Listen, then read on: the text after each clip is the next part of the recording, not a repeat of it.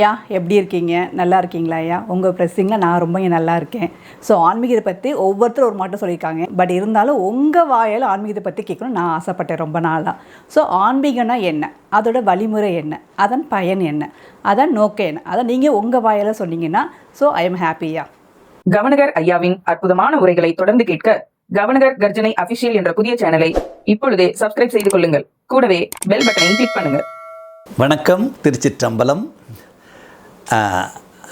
அன்பு சகோதரி, தலைசிறந்த யோகா ஆசிரியை நிர்மலா அவர்களே, உங்கள் கேள்வி மிக அற்புதமான கேள்வி, பலருக்கும் தேவையான ஒரு கேள்வி.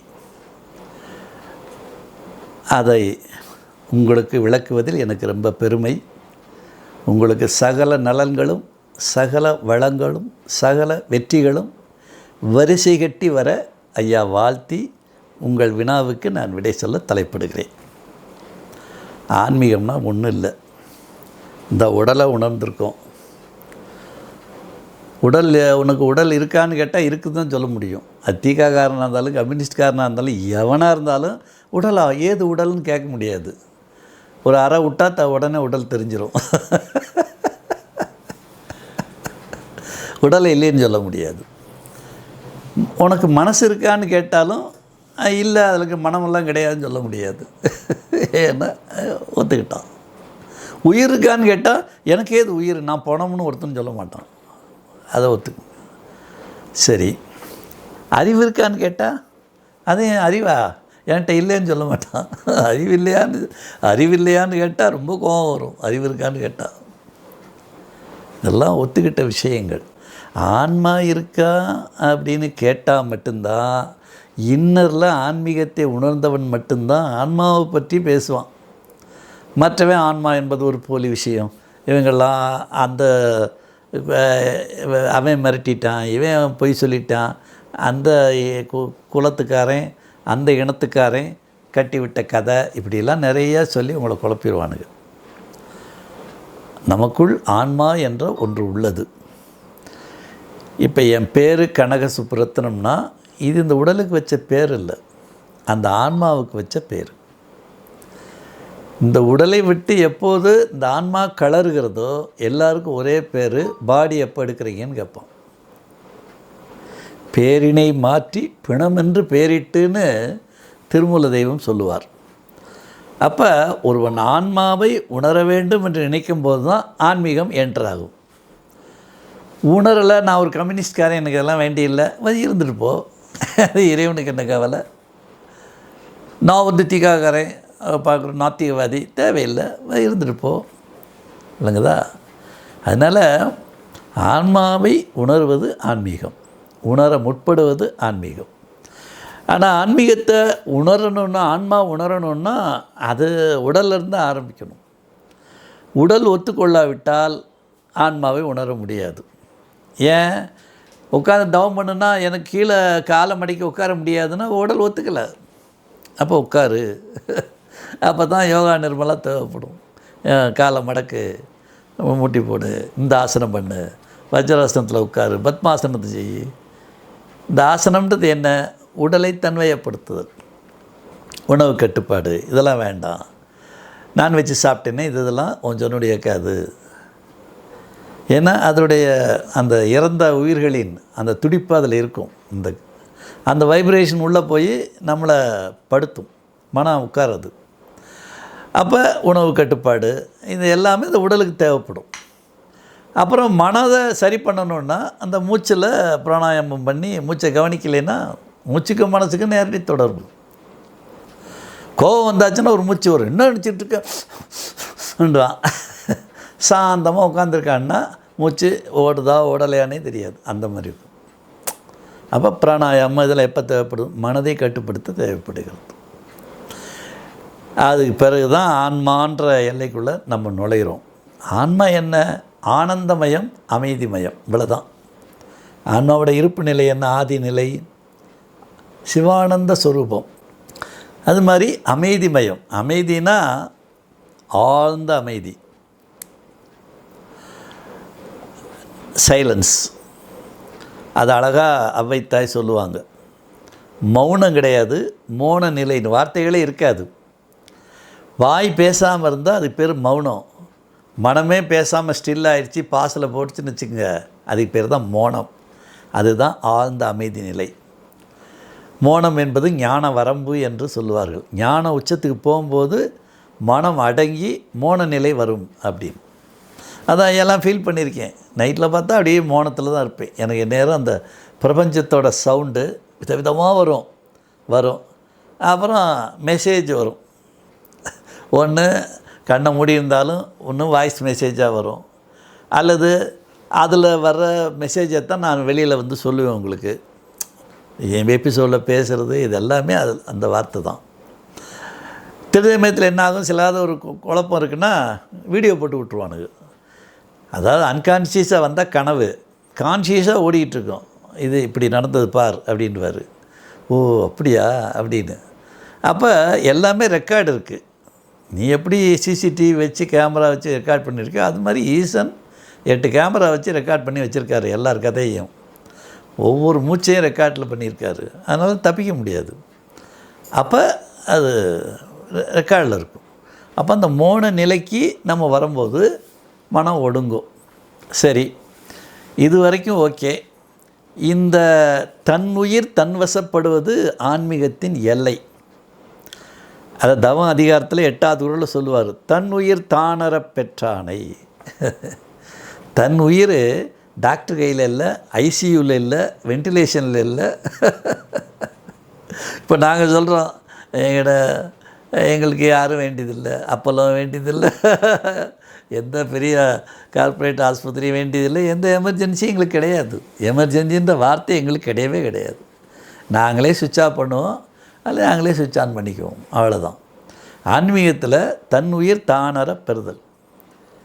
அவனுடைய சோல் ஃபுல் கண்ட்ரோலில் வரணும்.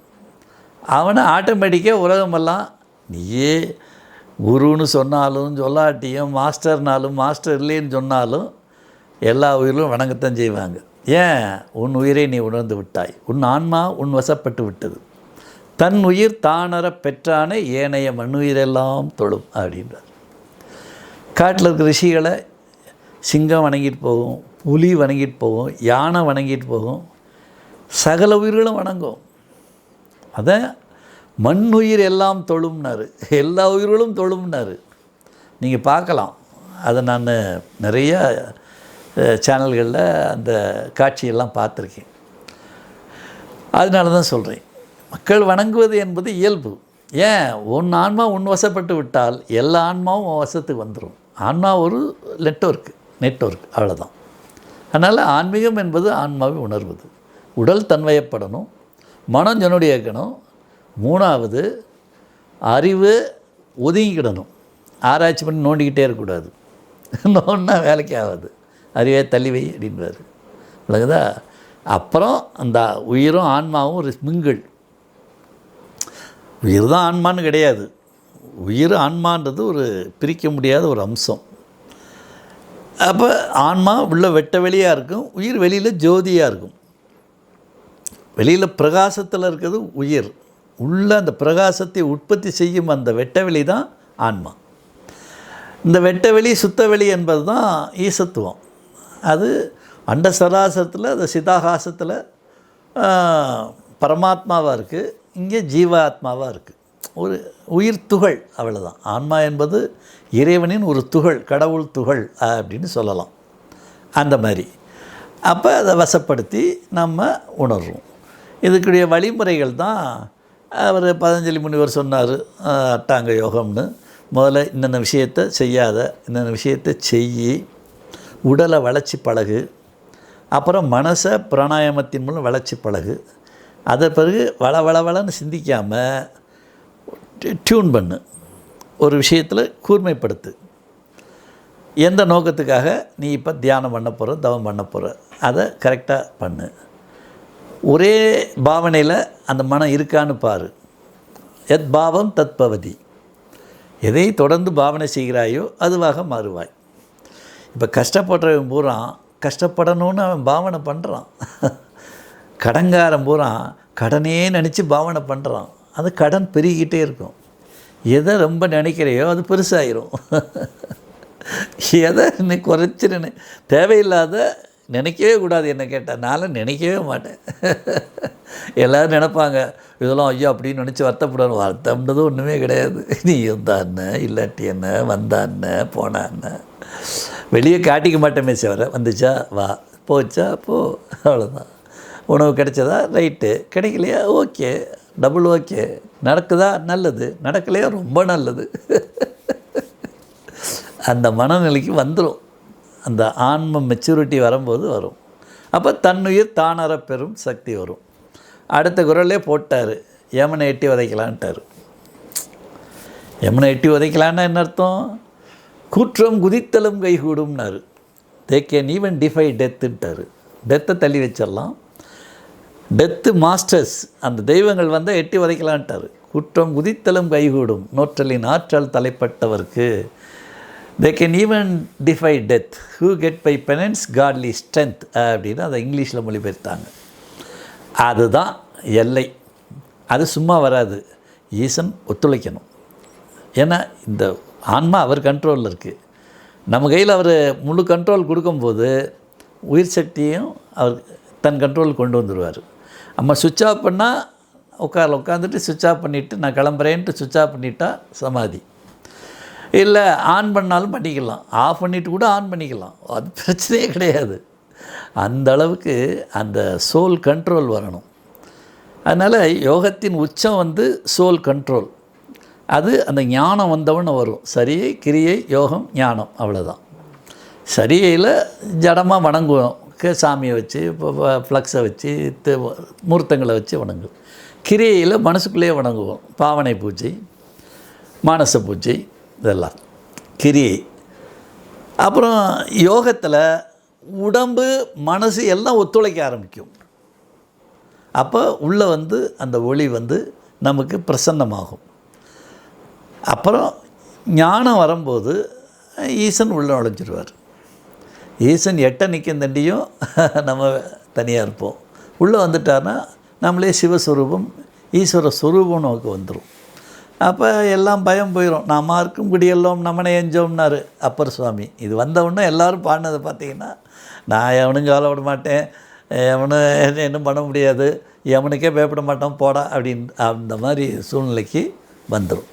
அவ்வளோதான். அதனால் ஆன்மீகத்தின் எல்லை நம்முள்ள இருக்கும் ஆன்மாவை உணர முற்படுவது. அதை உடல் தாண்டி, மனம் தாண்டி, அறிவை தாண்டி அதை உணரணும். உணர்ந்தாச்சுன்னா ஈசனுடைய நெட்வொர்க் வந்துருச்சுன்னா நம் உயிர் நம் வசப்படும். அதுதான் அதோடய எல்லை. அப்புறம் நமக்கு வந்து விடுதலை என்பது முக்தியாக, மோட்சமாக, சுவிட்ச் ஆஃபாக இருக்கும். அந்த ஐசியூவில் படுத்தான். அப்போ எல்லோரும் பாருங்கள், உங்கள் முன்னாடி விஐபிஸு கோடி கோடியாக சம்பாதிச்சு வச்சுருக்கான், பொக்குன்னு போகிறேன் டொப்புன்னு முடிஞ்சது கதை. ஏன் காரணம் என்ன? அவனுக்கு அந்த நாட்டம் இல்லை. அந்த ஆன்மாவை தன்வசப்படுத்தணுன்ற எண்ணம் இல்லாதனால பிரபல்யமான ஃபேமஸான உலக புகழ்பெற்ற பலாயிரம் கோடி சம்பாதிச்சு அத்தனை பேரும் அதில் ஃபெயிலியர் ஆகிறாங்க. அது ஃபெயிலியர் ஆகக்கூடாது என்பது இறைவனின் எண்ணம். எங்கள் போன்ற மக்களின் எண்ணம் அதுதான். இவ்வளோ தான் ஆன்மீகத்தோட ரகசியம். நன்றி, வணக்கம். வெற்றி நிச்சயம். மீண்டும் நாளை சந்திப்போம். திருச்சிற்றம்பலம். கவனகர் ஐயாவின் அற்புதமான உரைகளை தொடர்ந்து கேட்க கவனகர் கர்ஜனை அபிஷியல் என்ற புதிய சேனலை இப்பொழுதே சப்ஸ்கிரைப் செய்து கொள்ளுங்கள். கூடவே பெல் பட்டனை கிளிக் பண்ணுங்க.